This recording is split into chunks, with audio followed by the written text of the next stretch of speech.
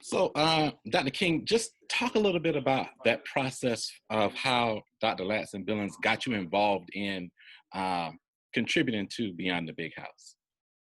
We had already worked together for a number of years. We'd done some community organizing together with parents. So we had a pretty solid relationship. And when she told me she was doing this book and she asked me, it's kind of like some people you just can't say no to. My girl Gloria called me and asked me would I participate in something she was working on. And it was like, sure, what time? So I didn't have it wasn't an intellectual question. It was a question of solidarity. And if she was doing something and she needed my help, how high? And so, in there, she talks about your research and the work around the disconsciousness of racism, disconscious racism. Mm-hmm. And she describes it as your enduring scholarly signature. Mm-hmm. How was it that what does disconscious racism mean to you? How did you come up with this concept? Gloria and I were working together at Santa Clara University. I was the director of teacher education, and she was assistant professor in the program. Our students for many years were white students. I was there for 12 years. Gloria left before I did. I had one Black student during those 12 years. And so this was at a time when there was no language, no discourse in teacher education around diversity. We were operating in a very hostile environment. Students were hostile. We didn't have organizations like you have now, the National Association for Multicultural Education. None of that existed. So we were finding our way. How are you going to educate these teachers to meet the needs of diverse young people?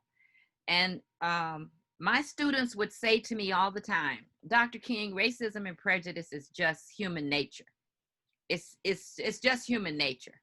And I kept hearing this from these people, and I didn't have any language to describe what I was experiencing with my pre-service teachers. So disconscious racism, as I defined it, came about through a research project that I did. I did a study of my students over a 3-year period, asked them to explain to me, how did the United States get to be like this kind of racial inequality? And they would say, oh, it's just a result of slavery. Well, that's another one of those things that you can't do anything about. You have no moral responsibility as a professional to do anything. So the concept came from a research study. It refers to a habit of mind, basically a way of not thinking that is the result of miseducation. So if it's the result of miseducation, then the solution is education. When we have a system that was designed to keep a certain marginalized group oppressed, where do we even begin, or how do we begin? We talk about, you said I think you said the miseducation and to unlearn this.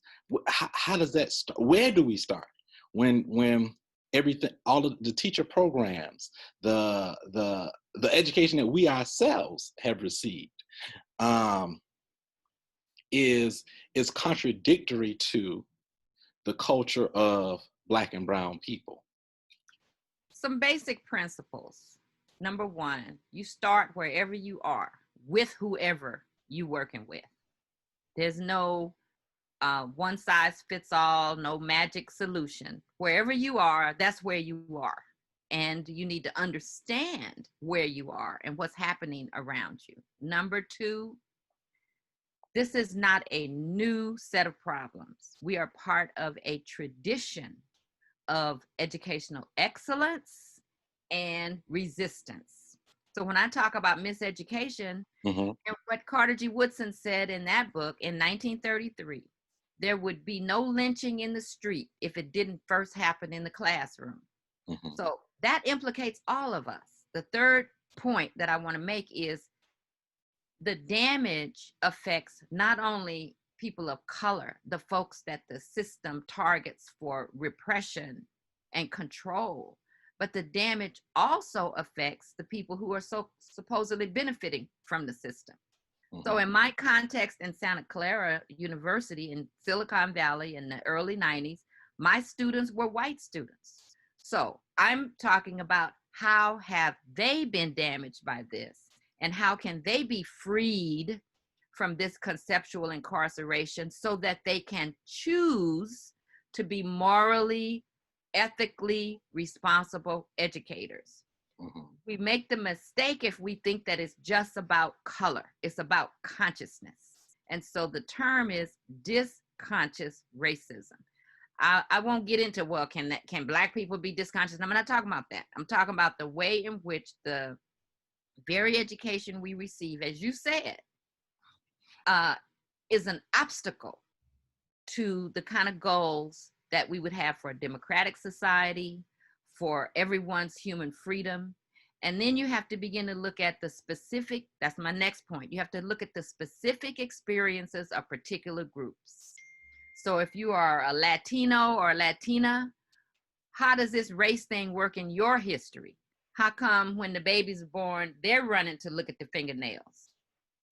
And I asked my students, what are they trying to find out by looking at the newborn baby's fingernails? Mhm. Some of them know. They're Mhm. trying to see, is this baby going to turn out to be darker than what he looked? Okay, so this is a phenomenon. This is not just us. Mhm. How are we all implicated in this? And how does what we are learning prevent us from fully realizing our humanity? Okay. You mentioned something about systems just now. Mhm. Uh, and in the book, you discussed the political framework that you had to navigate in order to bring about institutional institutional change as a professional person.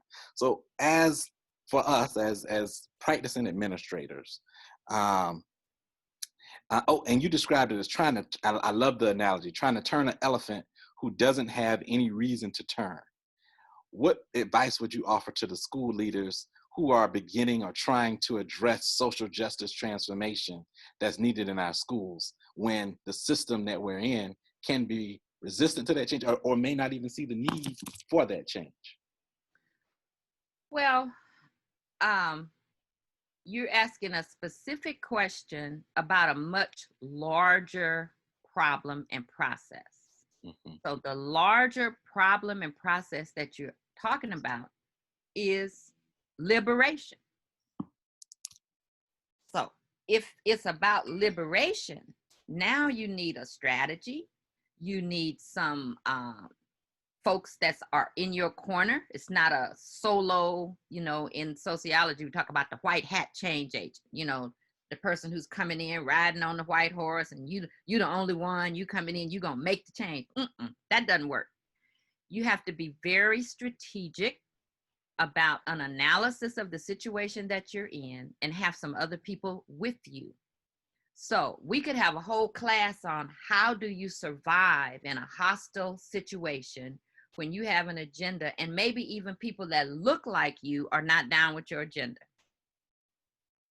That's part of it too. So my daughter's a school principal. She does amazing work Hmm. in partnership with the community so that you're not alone.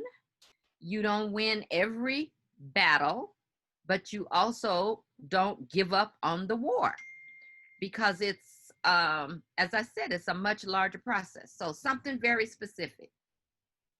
Right now, uh, we're in a data centric process and accountability tied to data.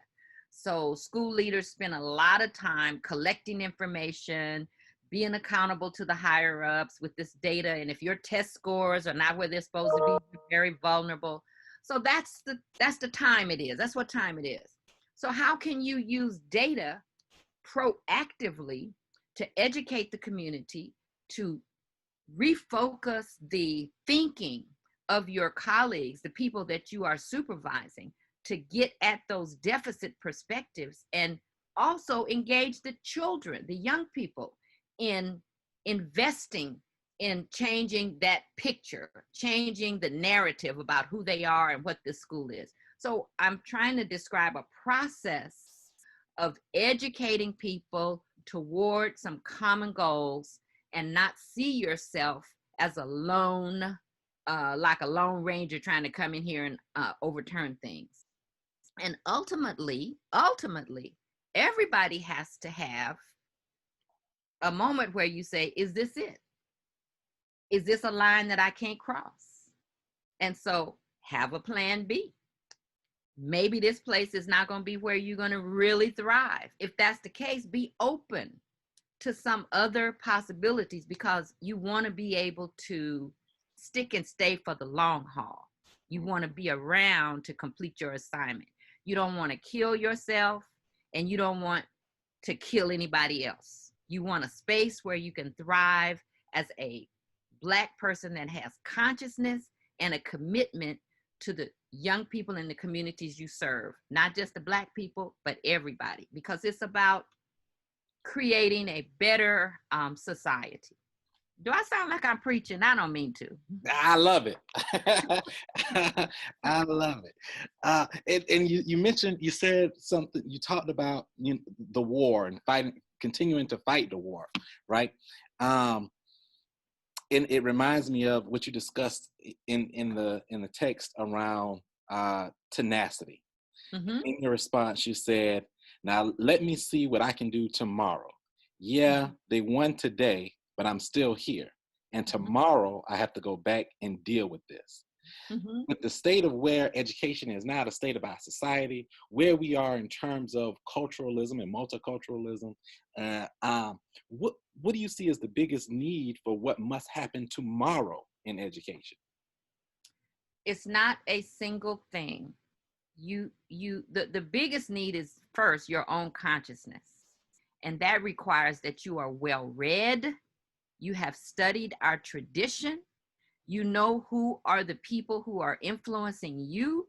You're not making this up out of thin air. You standing on solid ground, so you have confidence that you know something and you're dedicated to that, because they will come at you with, well, gee whiz, this doesn't sound like something that's correct, or you're being divisive, or you're just an angry blah blah blah.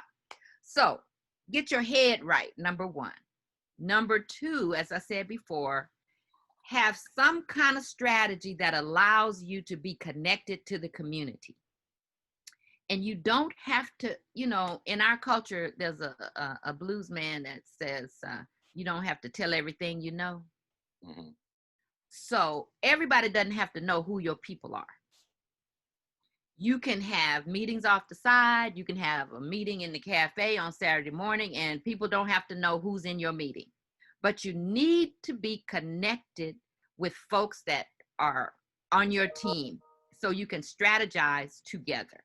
Now, what are we facing right now? We're facing a lethal genocidal program that is killing Black people and Latino people.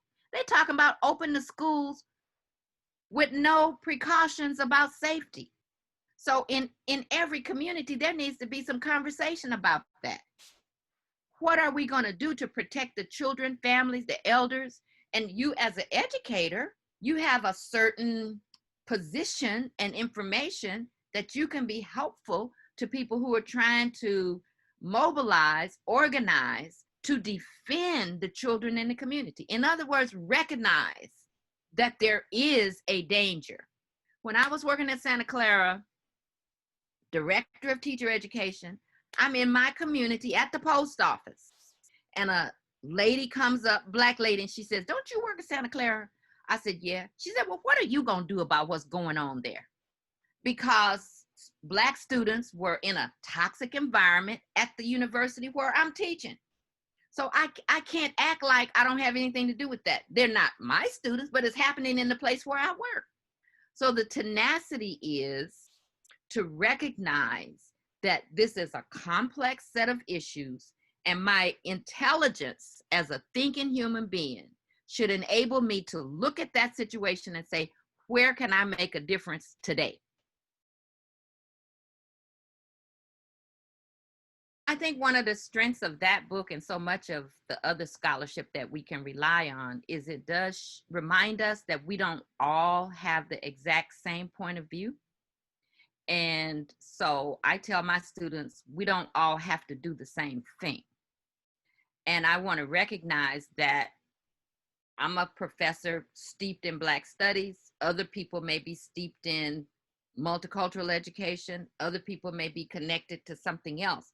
But when it comes time to try to work together, we should have the patience and the humility to recognize that somebody may have a different point of view, but what can we do together? Mhm. Well, on that note, Dr. King, thank you so much. I You're can't tell welcome you and how good luck to you all. I want much. y'all to be strong. Thank